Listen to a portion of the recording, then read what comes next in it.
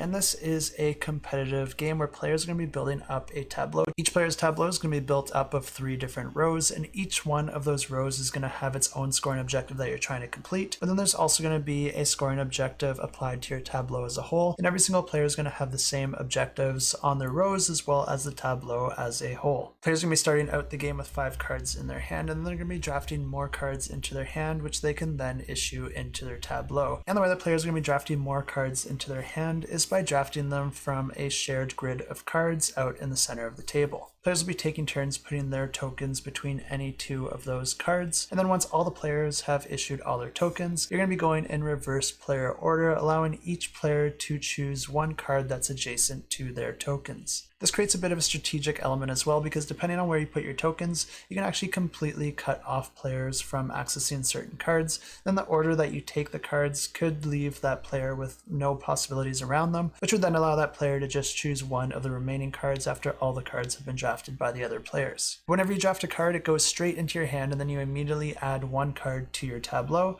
and you can choose any card in your hand. It doesn't have to be the one that you just picked up. Each card also has a value, a color, as well as a special ability. And whenever you play a card into your tableau, you'll be able to activate its special ability, and that's the only time that you can do this, so that might be a deciding factor of which card you play. But that will allow you to do different things like manipulate values and colors and the positioning of the different cards in your tableau. After the 5 rounds, each player is going to be adding up the scores they gained in each of their individual rows as well as their tableau as a whole. Then the player with the most victory points wins the game, and you can find a link to this campaign in the description below.